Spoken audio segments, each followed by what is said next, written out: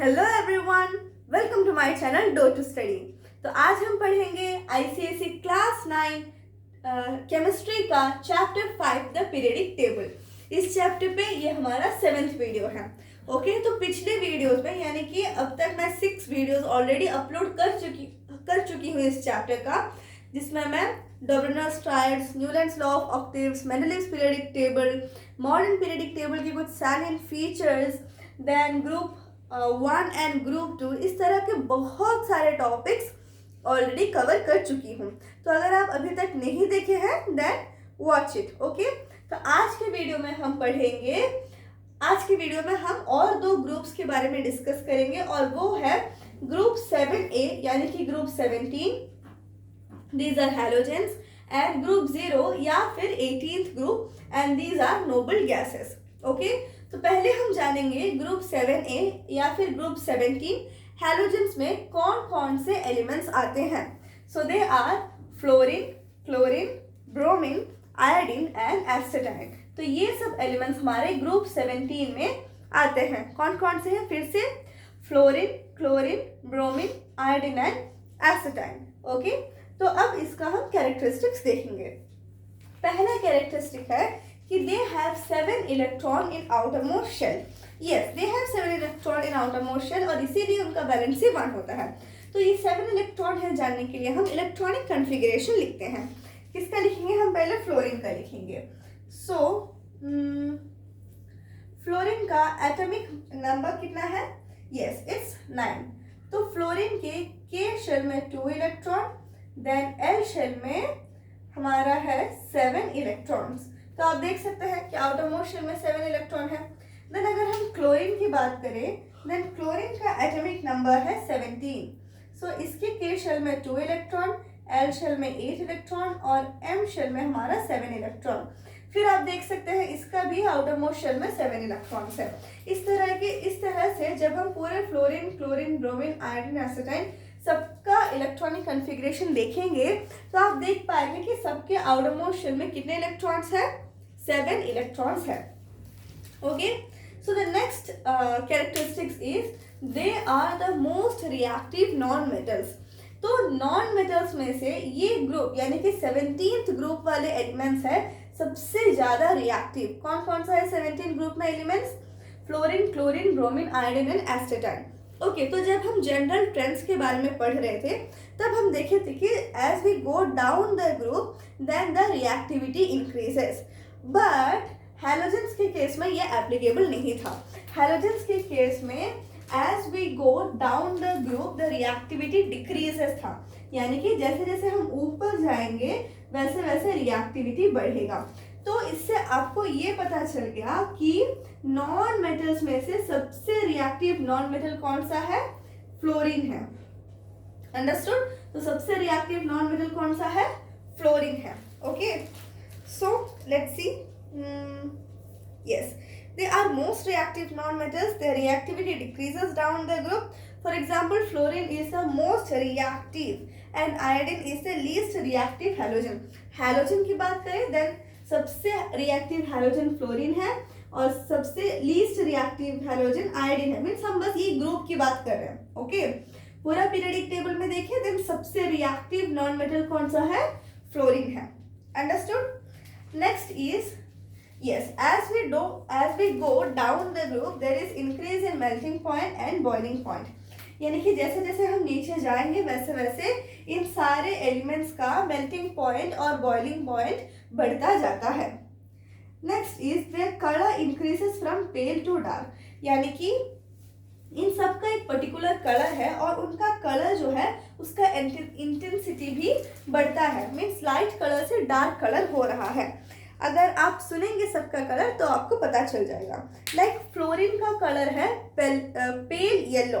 Okay, so fluorine का colour क्या है? पेल येलो है। फ्लोरीन गैस है, so it's a pale yellow gas. Then chlorine का कलर है ग्रीनिश येलो। ओके, देख रहे हैं आप, पेल येलो से ग्रीनिश येलो हो गया है, मीन्स थोड़ा सा डार्क हुआ। ये भी क्लोरीन भी क्या है? Chlorine is also a gas, so chlorine is a greenish yellow gas. Then we have bromine, और ब्रोमीन हमारा क्या है? लिक्विड है। ओके, सो ब्रोमीन का कलर है रेडिश ब्राउन।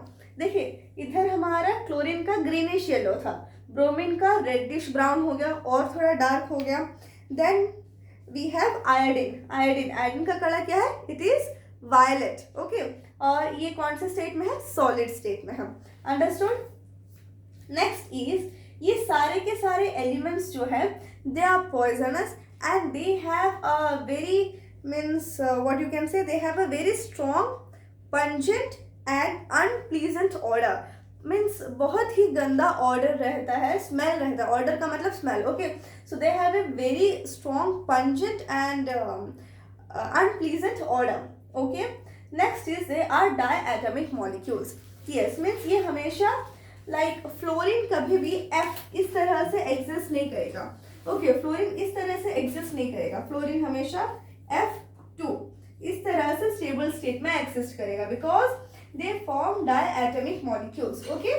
सो फ्लोरीन के दो एटम्स मिलके ये फ्लोरीन का एक मॉलिक्यूल बनाते हैं। अब ऐसा क्यों है, क्योंकि फ्लोरीन के आउटर, अगर हम फ्लोरीन की बात करें तो बाकी हर सारे के सारे एलिमेंट्स इस तरह से ही है, Cl2, Br2 इस तरह से हम देख पाते हैं, ओके। तो अगर हम फ्लोरीन की बात करें देन इसके आउटर मोस्ट शेल में कितना इलेक्ट्रॉन है, 7 इलेक्ट्रॉन। अगर हम और एक फ्लोरीन ले देन उसके आउटर मोस्ट शेल में भी 7 इलेक्ट्रॉन है, that is both of them need 1 electron, 1 more electron to fulfill the octet। इसकी वजह से दो फ्लोरीन एटम्स एक साथ आकर एक फ्लोरीन मॉलिक्यूल बनाते हैं, ओके। नेक्स्ट इज ओके, इधर मैं आपको एक चीज बताना भूल गई कि जब हम ये थर्ड पॉइंट पढ़ रहे थे तब हम पढ़े कि जो मेल्टिंग पॉइंट और बॉइलिंग पॉइंट है वो डाउन द ग्रुप इंक्रीज होता है।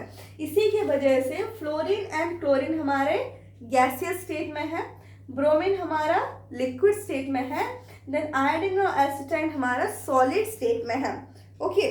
देन फर्दरमोर जो एसिटाइन है ये एक रेडियो एक्टिव एलिमेंट है और ये अर्थ में फाइंड करना means it's a rare element, okay.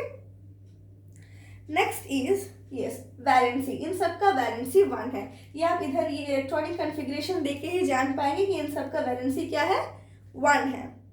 Next जो हमारा ये हैलोजेंस है ये बहुत सारे एलिमेंट्स के साथ कंबाइन करके, लाइक फ्लोरीन बहुत सारे एलिमेंट्स के साथ कंबाइन करके फ्लोराइड्स बनाता है, क्लोरीन क्लोराइड्स बनाता है, ब्रोमीन ब्रोमाइड्स बनाता है, लाइक हाइड्रोजन ब्रोमाइड इससे बनाता है।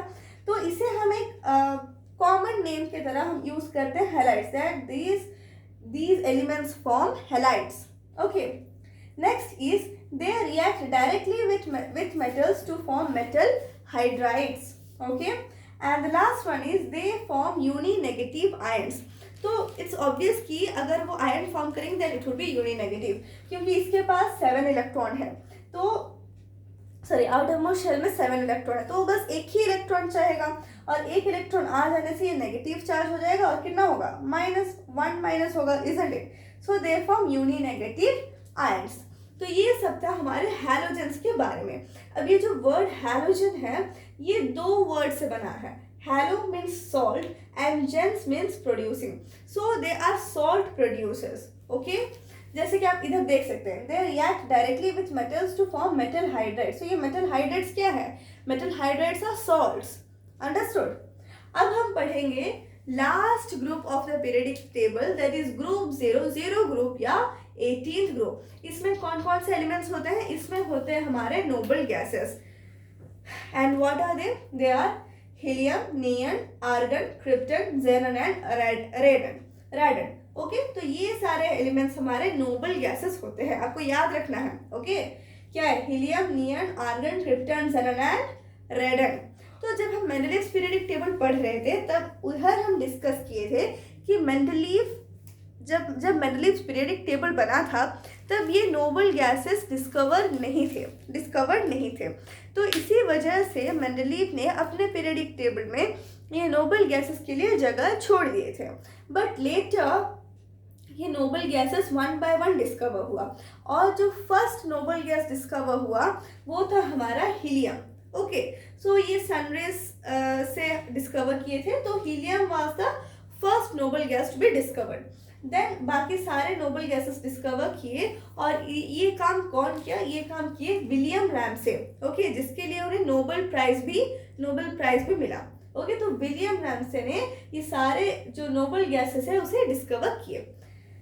सो now let's move on to the electronic configuration. तो अगर इलेक्ट्रॉनिक कॉन्फ़िगरेशन की बात करें, हीलियम का एटॉमिक नंबर 2 है, तो उसके के शेल में 2 इलेक्ट्रॉन्स हैं। सो हीलियम अपना उसका आउटर मोस्ट शेल के शेल ही है और उसमें उसका 2 इलेक्ट्रॉन्स है, means it is completely fit. बाकी जो नियन, आर्गन, क्रिप्टन, xenon, रेडन है, इन सब के आउटर मोस्ट शेल में 8 इलेक्ट्रॉन्स है, which means they follow the octet rule completely. Understood? And that's the reason why these elements are really stable. तो इनका outermost shell already complete है, तो वो और किसी के साथ रिएक्ट करके स्टेबिलिटी अटेन करना नहीं चाहते हैं, isn't it? Because they are already stable. तो इसी वजह से इन्हें नोबल गैस या इनर्ट गैसेस कहा जाता है। Next is they are neither inflammable nor supporter of combustion. Okay, so इनका कोई कलर नहीं होता, कोई ऑर्डर भी नहीं होता, ऑर्डर मीन्स स्मेल भी नहीं होता, एंड फर्दरमोर ये सारे गैसेस जलते भी नहीं हैं और ना ही जलने के लिए सपोर्ट करते हैं। Like we know oxygen is a supporter of combustion, burning process के लिए ऑक्सीजन का होना जरूरी है, but these elements are neither inflammable nor supporter of combustion. Okay, next is they all are monoatomic. Obviously they all would be monoatomic क्योंकि उनको और कोई एटम आके मीन्स बॉन्ड बनाए उसकी ज़रूरत ही नहीं है, because they are already stable. Next is they are slightly soluble in water. तो ये जो गैसेस है they are slightly soluble in, थोड़ा से वो वाटर में soluble है।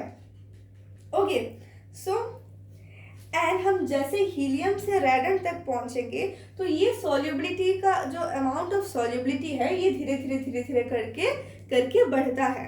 Okay, next is they emit coloured light. Okay, so these gases emit colored light when an electric discharge is passed through them. तो जब हम एक ट्यूब में ये गैसेस को लेंगे और इलेक्ट्रिक मीन्स इलेक्ट्रिसिटी पास करेंगे, then they will emit colours. Okay, तो यही प्रॉपर्टी को यूज करके इनमें से ये गैसेस को यूज करते हैं, means they are used okay for commercial purposes and all. Next is they have very low melting and boiling point. Okay, and last में हम इन सारे जो नोबल गैसेस है उनका यूसेस पढ़ेंगे। पहला हीलियम जो है this is a very light gas. Okay, तो लाइट होने की वजह से ही इन्हें एयरशिप्स में और बलून्स में यूज करते हैं, because it is both light and unreactive. Okay, balloons means weather balloons में, ओके वेदर बलून्स में यूज करते हैं बिकॉज ये अनरिएक्टिव भी है और लाइट भी है। Next is argon. Argon is used to fill light bulbs because it will not react with the filament even at high temperatures. Okay, तो light bulbs में हम argon को use करते हैं because it will not react with the filament. Okay, next is the best known use of the noble gases is perhaps their use in neon lights. The brightly colored advertising light works when an electric discharge is passed in a tube containing a little amount of a noble gas. जो मैं अभी कह रही थी, जो neon lights आप देखते हैं उसमें इनर्ट गैसेस होते हैं और उसके वो लाइट्स के थ्रू इलेक्ट्रिक डिस्चार्ज पास करते हैं, जिसकी वजह से ये नोबल गैसेस लाइट एमिट करते हैं। Okay, so this is one of the best use of noble gas. So different noble gases impart different colours. Okay, so the elements of group 0 are between the most reactive groups of elements, that is group 1 and group 17. तो group 17 elements gains or share an electron while group 1a lose an electron to achieve an okay. तो इधर क्या कहा गया है कि आप जानते हैं ग्रुप 18 इलेक्ट्रॉन जो है वो मीन्स ग्रुप 1 और ग्रुप 17 इसके बाद आता है। तो 17 ग्रुप 17 इलेक्ट्रॉन ग्रुप 17 एलिमेंट्स को अगर एक और इलेक्ट्रॉन मिल जाए देन वो ये नोबल गैस कॉन्फ़िगरेशन अटेन कर पाते हैं। सिमिलरली ग्रुप 1 एलिमेंट्स अगर एक इलेक्ट्रॉन लूज कर दे देन वो ये noble gas electronic configuration attain कर पाते हैं। ओके, नाउ इसके बाद तो इधर हम ग्रुप 17 एलिमेंट्स के बारे में और ग्रुप 18 एलिमेंट्स के बारे में डिस्कस कर चुके हैं। अब हम पढ़ेंगे जो पीरियोडिक टेबल है उसके यूजेस के बारे में। ओके, तो हम पढ़ेंगे पीरियडिक टेबल के यूजेस के बारे में। पहला है, it has been useful in predicting the existence of new elements, क्योंकि पीरियडिक टेबल को हम एटॉमिक मास के हिसाब से अरेंज किए हैं। अलॉन्ग विद दैट हम एटॉमिक मासेस नहीं, atomic number, isn't it? Modern periodic table को हम एटॉमिक नंबर के हिसाब से अरेंज किए हैं। एंड फर्दरमोर हम ये सारे एलिमेंट्स को उसके सिमिलर प्रॉपर्टीज के बेसिस पर भी अरेंज किए हैं, इजंट इट? तो इसी की वजह से it has helped us to tell और to means know that some more elements are there which are not yet discovered. Understood? Next is it has been useful in the past in correcting the position of elements in relation to their properties. Okay, तो जब हम पढ़ रहे थे Mendeleev's periodic table में table से, जब हम मॉडर्न पीरियडिक टेबल के बारे में पढ़ रहे थे, तब हम देखे थे कि मेंडलीव्स पीरियडिक टेबल में जो सब एनोमैलीज था वो सबको ये मॉडर्न पीरियडिक टेबल सॉल्व कर रहा था। तो वही है। Next is study of the elements and their compound has become systematic and easier to remember. अब हम जानते हैं कि फ्लोरीन, क्लोरीन, ब्रोमीन, आयोडीन, एसिटाइन, इन सब के आउटरमोस्ट शेल में कितने इलेक्ट्रॉन है? 7 इलेक्ट्रॉन है। क्यों जानते हैं? बिकॉज ग्रुप ये सारे एक ही ग्रुप में रखे गए हैं। So if you just remember these names and these belong to group 17, then it's easy for us. Similarly अगर हम ग्रुप 1 की बात करें, देन वी नो कि lithium, sodium, potassium, rubidium, caesium, francium, इन सब का electronic configuration, valency, then nature, occurrence, सब हम जानते हैं। Why? Because it has been, ये पीरियडिक टेबल में एक सिस्टमैटिक वे में अरेंज करने की वजह से हमें याद रखना और अंडरस्टैंड करना बहुत ही ईजी हो गया है। Okay, so next is position of an element in the periodic table. Yes, reveals its atomic number, electronic configuration, number of valence electrons and properties. अगर मैं बोलूँ कि मुझे मीन्स ये पीरियडिक टेबल देखकर जहाँ पर वो पोजीशनड है उधर उसका एटॉमिक नंबर लिखा जाता है, इजंट इट? तो वो उसका पोजीशन देखकर हम उसका एटॉमिक नंबर पता कर लेते हैं। और अगर हमें एक बार एटॉमिक नंबर पता चल गया देन हम उसका इलेक्ट्रॉनिक कन्फिग्रेशन पता कर पाते हैं। इलेक्ट्रॉनिक कन्फिग्रेशन पता करने से हमें उसका वैलेंसी पता चल जाता है, और valency number of valence electrons पता करने से हमें उसका प्रॉपर्टीज का आइडिया हो जाता है। Understood? Next is nature of chemical bond और formula of compound formed and properties of that compound can all be predicted by the periodic table, by seeing the periodic table. Okay, next is position of an element in the periodic table reveals the valency of the element, then whether the element is a metal or non-metal. तो हम जानते हैं कि periodic table के extreme left में metals होते हैं, then extreme right में नॉन मेटल्स होते हैं। तो हम एक एलिमेंट को, अच्छा अगर हम क्लोरीन को देखें इधर एक्सट्रीम राइट में, हम means it is a non metal. तो इस तरह से कैल्शियम को देखें वो इस तरफ है, देन इट्स अ मेटल। इस तरह से हम इजीली क्लासीफाई और आइडेंटिफाई कर पाते हैं कि वो एलिमेंट्स मेटल्स है कि नॉन मेटल्स हैं। ओके, सो आई होप कि मैं जितना भी अभी आपको समझाई आपको समझ में आ गया होगा। Now if you have any doubt right it in the comment section. इसी के साथ हमारा ये चैप्टर और ये वीडियो खत्म होता है। Okay, so chapter 5 the periodic table इस वीडियो के साथ खत्म होता है, दैट इज पार्ट 7। तो इससे पहले मैं ऑलरेडी 6 वीडियोस अपलोड कर चुकी हूँ जो आपको देखना चाहिए। Okay, so till the next video keep studying and bye bye.